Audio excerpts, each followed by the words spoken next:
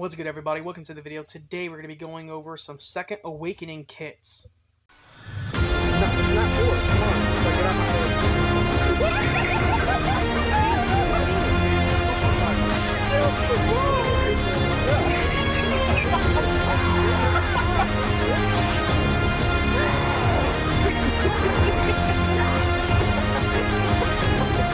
Darwin! What's so fucking...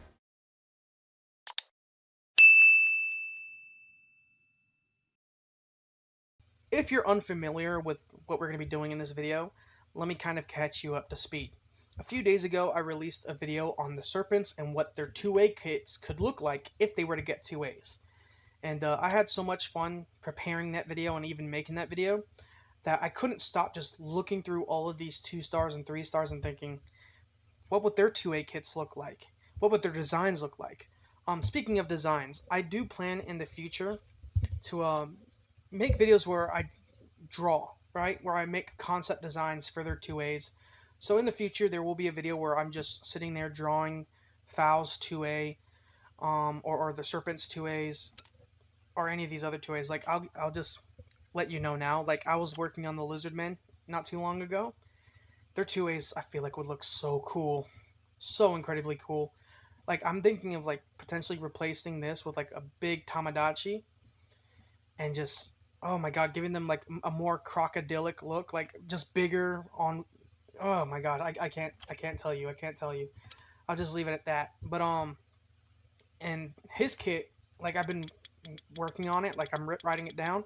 It looks so cool. I've just been having so much fun with this. So, I decided to bring you guys another video because I don't know about you guys. But again, I'm enjoying this. So, we're doing it again today. This time we're doing it with the Penguin Knights. We're going to be talking about what their 2As could look like if they were to get a 2A, what their kits would look like, and even what their designs could look like. So without any further ado, let's get into it. Starting off with their design, if I had to kind of imagine what their 2As would look like, I was kind of stuck on what I wanted for them because naturally, at first I was like, oh, we can go for an emperor penguin look because, you know, they're penguins. So they'd be much taller and more noble and older looking, but I was like, no, because they're so cute, right? It's I think the cuteness of some monsters takes precedence, right? Like, you get the Harg, where he's so cute. It's like, if you were to get a 2A, you wouldn't make him look older or scarier looking. You'd continue to keep the cute aspect of it. I mean, that's what they did with the Howls when they made their 2As, right? It's like, their little ghosts are cute, and then all they did was really add 2 more ghosts behind them. So I figured there's 2 ways you could potentially go with these guys. You could do a Penguin Knight Squadron look where there's 2 more Penguin Knights. Or you could you could do 3 Penguin Knights in total, and you could have 1 Penguin Knight holding a massive shield, right? Just a much bigger shield, and 2 more Penguin Knights holding a big lance, because this is a lance, right? You would make the lance bigger, and they would take 2 Penguin Knights to hold it, and then they would all attack. It would be so cute. That, or you could go for an actual knight build where it's he's on a little pony. So you know how there's in some depictions of knights, they're on top of horses, right? Well, to keep it looking cute, put the Penguin Knight on top of a little pony. And you know how there's some of those ponies that they have bangs covering their eyes? You would have one of those, right? And then obviously you would just improve his armor, his palette, the shield, the lance, just, you know, bring it up to date, right? So keep him looking cute, give him a little pony to ride, and it's just, oh, I can't wait to draw it. So, and I'll probably draw a couple for this guy, but yeah, that's what I think his design would look like. But let's move on to his actual kit. So let's take a look at his skills. All of them have a leader skill that increases the HP of certain attributes. So of course for Naki, since he's a fire unit, he increases the HP of all fire units by 30%. For Toma, it's water, wind, light, dark. So I'm not going to really address their leader skills. For Naki, his skill 1 attacks the enemy and he stuns the enemy for 1 turn with a 20% chance. Fully skilling him up will increase the harmful effect rate. As for his skill 2, he attacks the enemy 2 times, a single enemy 2 times, decreasing their attack speed and defense for 2 turns every 2 turns when fully skilled up. And then last but not least, his third skill, he provokes the enemy for 2 turns with a 75% chance and becomes invincible for 1 turn every 4 turns when fully skilled up. So when I made their 2A kits, naturally I had to think about what they were originally made for. Like, what were they trying to do in the first place? Because naturally, with like a monster, you seek to just improve what's already there, right? Like when you think about, like, for example, Royd, pretty simple unit, but he has a defense break here and damage according to max HP, attack break here, damage according to max HP, a multi-hit attack break, and then here is an attack bar reset. The attack bar drops to 0 and provokes the enemy. Well, when they 2-8'd him, they kept the skill 1, so defense break, but they changed skill 2 into a passive, so you get the attack break if the enemy's defense broken. So it's just a passive, so naturally he'll follow up with 2 more attacks. And then his skill 3 is another additional attack, and he resets the enemy's attack bar and provokes them if the enemy doesn't have a defense break on them. So it's just, all they've done was just take what was already there and improve it in certain ways, right? Even if they turned it into passives. So I was trying to see, like, okay, what do we have here? What is he trying to do? And I improved it, right? Make him better at whatever role he was attempting to be in the first place. So starting off with a skill 1, I mean, it's relatively the same. I've just added an extra effect to it. So he stuns the enemy for 1 turn with a 30% chance and gets another turn with a 30% chance. So there's a built-in violent proc, and it's not the craziest violent proc, but I think, like, when you have a support unit, getting another turn is a really big deal. So yeah, I think, like, just that alone is more than enough for skill 1. His skill 1 doesn't have to be crazy. As for his skill 2, again, it's pretty much the same. He's going to have the 2 hits, and he's going to be able to decrease the enemy's attack speed and defense for 2 turns, but I've added an extra effect onto it. On top of decreasing the enemy's attack speed and defense for 2 turns, each hit has a chance to decrease it, each hit has a chance to increase the enemy's cooldown times for their skills by 1 per hit with a 50% chance. So he attacks 2 times, there's a chance to increase that single enemy's cooldown times or whatever for all their skills by 2 if he lands everything. So I've given him a little bit more utility in PvP areas, because I think, like, when you have, like, the whole provoking thing going on, you're clearly not aiming for a lot of PvE areas, right? You're aiming for guild content, PvP, arena, RTA, like those areas. At least back in the day you were. These days you wouldn't use them there. But I think by adding a cooldown increasing aspect to this, I think it makes him more likely to be used. Sure enough, on his skill 3, I've also improved it. The provoke is pretty much the same. It's provoking for 2 turns with a 75% chance. But I added a resets cooldown completely, right? So on top of provoking the enemy, he has a 50% chance to reset the enemy's cooldowns for all of their skills completely. And he grants himself invincibility and immunity for 1 turn. So he has the provoke, and he resets the enemy's cooldown time. So whenever they do get to finally have their turn, it's just like all of their skills are on cooldown. I think this makes them a little bit better. So you have cooldown time increasing on both of these skills. It makes them a very, I'm not going to say niche unit, but it makes him usable. And there is a specific goal in mind when using his kit. So he distracts the enemy, and he prevents the enemy from doing their skills, even if they were to violent proc out of the provoke, right? Because again, everything is on cooldown. So tell me what you think about Naki. Let's move on to the next Penguin Knight. Moving on to Toma, the Water Penguin Knight. He has the same skill 1 and skill 2 as Naki, but you could tell that they weren't really going for the same exact role. While Naki is a support unit and more of a defensive unit, Toma is actually an offensive unit because of his skill 3, right? I mean, look at this. He does a single powerful attack that has a 100% increased crit rate if the enemy's defense is weakened. So I wanted to take the skill 3 and really mesh it well into his entire kit, because like when you think about it, how would you build this guy? You're not bringing him for a skill 1 or skill 2, even though it is helpful. You're bringing him because of the skill 3, right? Clearly he's meant to hit really hard. I mean, if you were to build him, you're not building him with a bunch of crit rate because he has built-in crit rate on his skill 3. So you would probably build him on no crit rate, tons of crit damage and attack, maybe accuracy and HP, right? So the problem here is if you build him like that, while that skill might deal a ton of damage, these skills don't deal any damage because you're not critting. So here is his new 2A kit that'll make it easier for him to do his job. So his skill 1 stuns the enemy for 1 turn with a 20% chance. But if the enemy is immune to stun, he weakens the enemy's defense for 1 turn with a 50% chance. This attack receives a 50% critical rate bonus. So I kind of did him similar to Gene, where they get crit rate bonuses on their skills.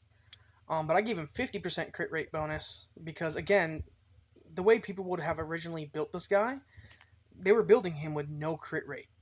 Like, guaranteed. Like, I know, like, at one point I tried building him, and I built him on no crit rate because, again, specifically this skill.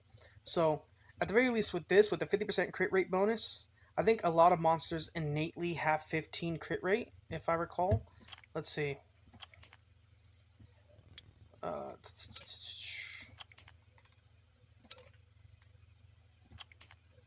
15%, right? So 50% added on top of 15 would be 60. You would just need a little bit more crit rate. You could throw some blade runes on him, and that would give him how much? Let's see. Blade would be 12%, so you'd literally have at least enough for him to crit, but you could add a little bit of extra crit rate on top of that. But he'd essentially have all the crit he would need. So it takes that third skill where he gets 100% crit rate, and it, to a degree, spreads it across all of his other skills to where he's critting on every skill without having to have much crit rate in the runes, right? And then he places a defense break on the enemies if they're immune to stun, because naturally, like, a lot of the bosses in PvE are going to be immune to stun. So I like adding the 50% crit rate onto this. Moving to skill 2, it's actually going to remain the exact same. Attack speed and defense break. Again, the only thing that I'm going to be adding onto this is a 50% crit rate bonus. So both of these skills have a 50% crit rate bonus. He's more likely to crit with these skills. As for his skill 3, I've changed it around. In fact, it's not even a skill anymore, it's a passive. See, whenever he attacks an enemy, he deals 100% increased damage only if the enemy is defense broken. That's why I've added defense breaks onto both of these skills. Afterwards, heals all allies by 20% of the damage he deals with that attack. Excess healing is converted into a shield lasting 1 turn. So I think this makes him really good as a damage dealer, clearly. Because it's like now all of his skills are going to deal tons of damage. In fact, he's going to be using these 2 skills. And if the enemy's defense broken, he's going to hit relatively hard. I think this can make him good for the Fire Beast. I think this could make him good for potentially dragons, if you wanted to make him a unit for dragons.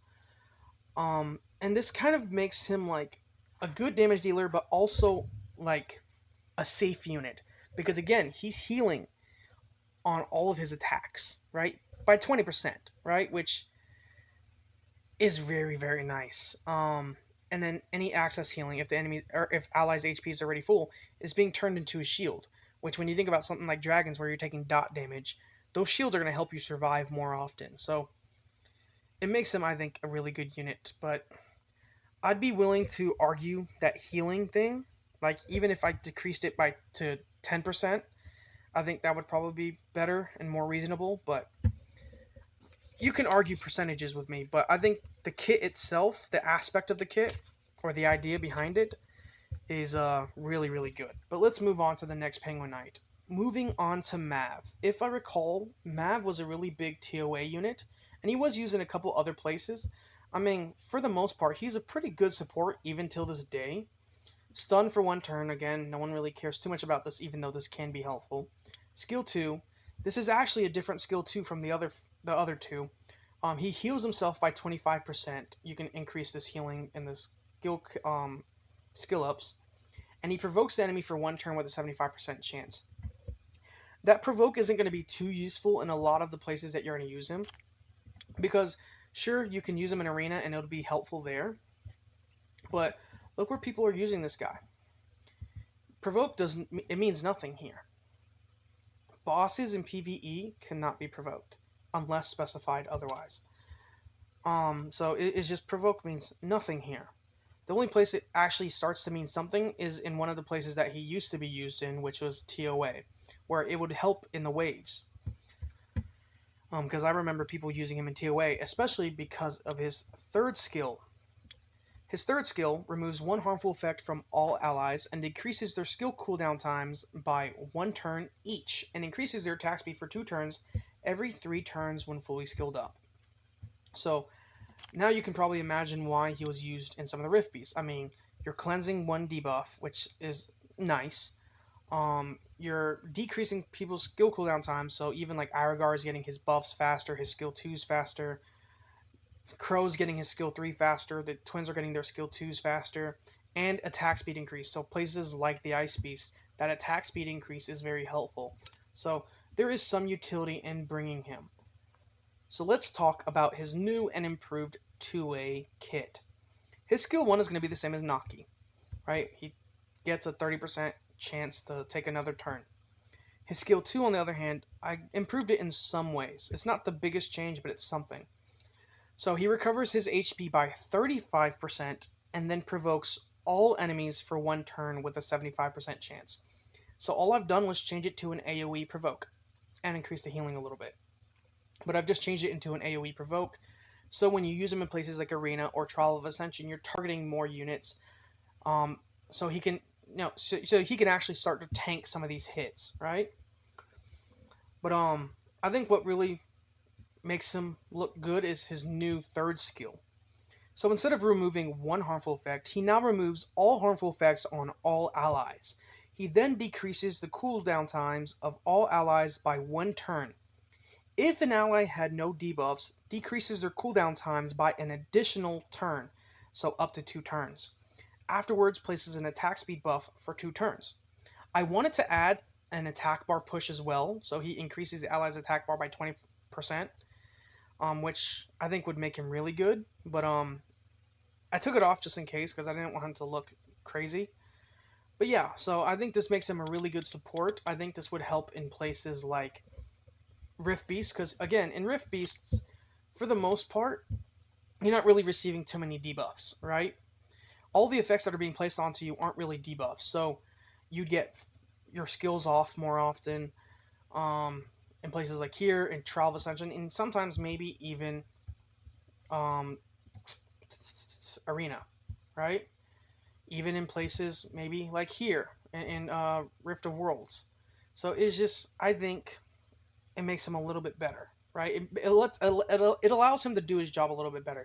So an AoE provoke here, a full cleanse, more cooldown time decreasing, and I wanted to do the attack bar push, but you guys tell me what you think about that. Let's move on to the next unit. So moving on to Donna, I don't know how you want to pronounce this. His skill 1 and skill 2s are the same as Naki's before his 2A. The only difference is that his third skill is an actual full cleanse, where Mav should have been like this. But he cleanses all harmful effects on all allies and increases their attack gauge by at least 15%. The attack gauge increases additionally by 5% for each removed harmful effect every 3 turns. When it comes to Dona, for a time, they don't do this anymore, but they used to give you him for Punisher's Crypt in the Summoner's Way, right? So I figured, okay, you guys are trying to use him for Summoner's Way, or for Punisher's Crypt, let's make him useful for Punisher's Crypt. So, after his 2A, it's the same as Naki's, an additional turn. But a skill 2, instead of having a cooldown time increase for enemies, it actually has an extra effect. So let me read this out.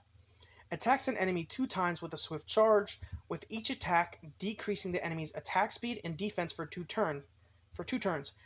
Additionally, places a beneficial effects block for 2 turns with a 50% chance. So, beneficial effects blocks is going to be helpful for Punisher's Crypt because you want to prevent the boss from getting an attack speed buff. This could even be useful for Steel Fortress, especially if you have an LD only account. It could be useful in some aspects. I mean, it keeps him, again, kind of in one area, but at least it makes him more useful in that area, right?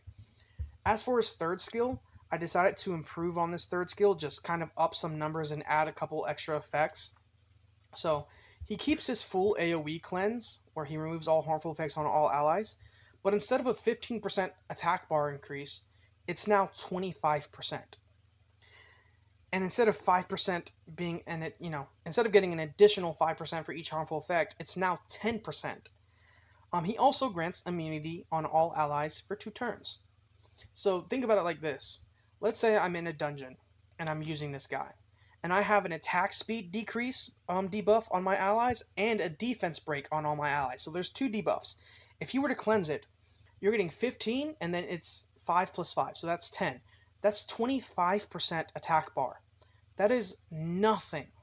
And more often than not, you're going to be sitting around 2 or 3 debuffs on your allies whenever he uses this.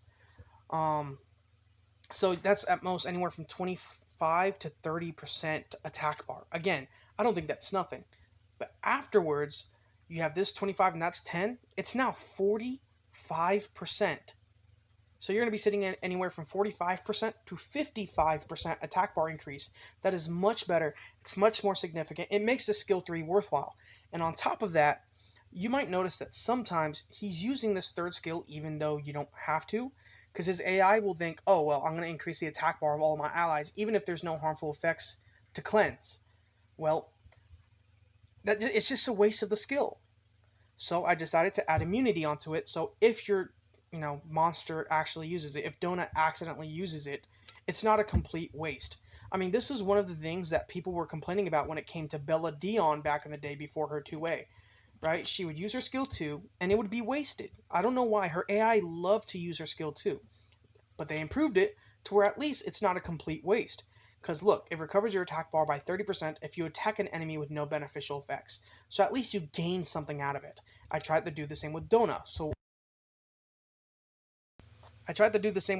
where at least you get something out of it.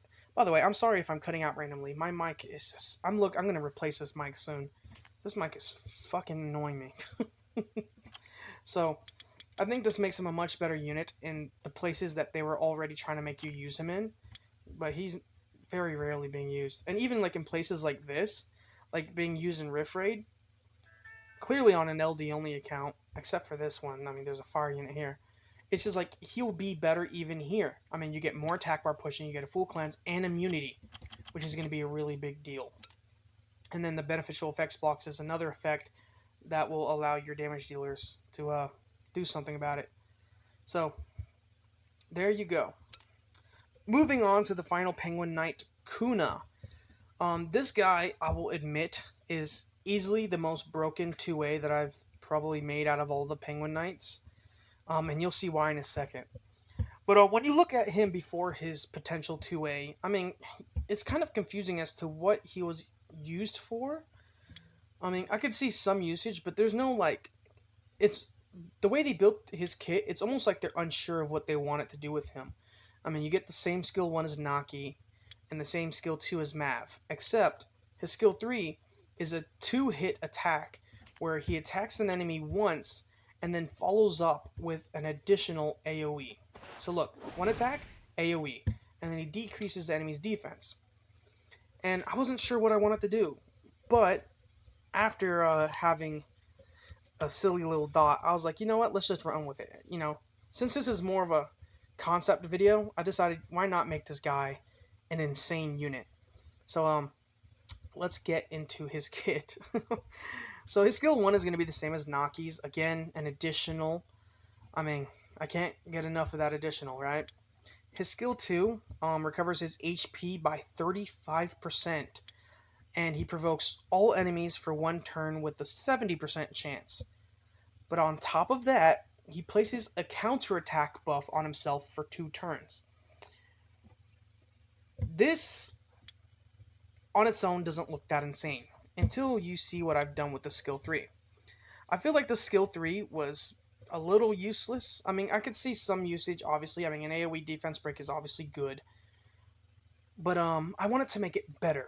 So I changed the skill 3 into a passive. The passive goes as such.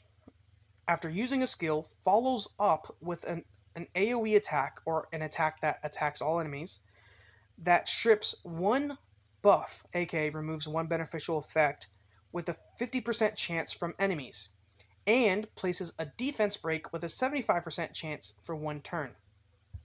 I'll repeat that one more time. After using a skill, follows up with an attack that attacks all enemies, that removes 1 beneficial effect from all enemies with a 50% chance, and places a defense break with a 75% chance for 1 turn. So, here's an example. If he were to use skill 1, he'd attack the enemy, stun the enemy, and then immediately follow up with an AoE attack that has a chance to strip the enemy of 1 buff. Now, here's the thing. If you attack an enemy and they have immunity on them, naturally it's only going to strip. It's not going to strip and then immediately replace the strip with a defense break. It's going to strip the enemy. But if the enemy has no immunity on them, he can defense break them. But he can also strip if it's just like an attack buff. So, I'll give you an example, right? Let's say you're going through the Giants floor and you're in the Giants room. The Giants boss has an attack buff. With this follow-up attack, with this passive, he can strip the attack buff and also place a defense break. But if the Giant, for some reason, were to have immunity, which he doesn't, but if he were to, you would only strip the immunity, right? Get what I mean? I feel like this makes him an insane... It makes him an insane unit, just everywhere. Think about it. In PvE, you could use him in speed teams. Like, taking a look at the repeat battle, the strategy info. Not this team. I think this is it. Similar. I mean, you would have Konamiya. This one. Close enough. Yeah, this is the team. So this is a speed team, right? Prilia has a defense break on all of her skills. That's what makes her useful here. And you would just have her on all fight runes, and you would throw her in, and she'd be the fastest. She'd move first. She would move first, and on all of her skills, she places a defense break. So she would defense break the enemy, then Tashar follows up and uses his skill 2, killing the enemy, and then doing a AoE attack, right? Konamiya then moves, gives... uses the skill 2 on Tashar, giving him an attack buff and allowing him to attack again, right? I believe it also decreases cooldown times, doesn't it? No, it's just an attack bar and then fills up the allies attack bar. With Kuna, he has an AoE defense break on his passive, so he's kind of better than Prilia in the sense that he will AoE defense break everybody. So he could move first, use a skill 1, and then follow up with his AoE defense break. And then Tashar, with his skill 2 and his passive, could almost completely kill the enemy. And if he doesn't kill the enemy there, after Konamiya does a skill 2 and gives him an attack buff and another turn, he's definitely finishing off the enemies. And because he follows up with his passive on every skill, that also means that whenever he... That also means that whenever he provokes with a skill 2, he immediately follows up with a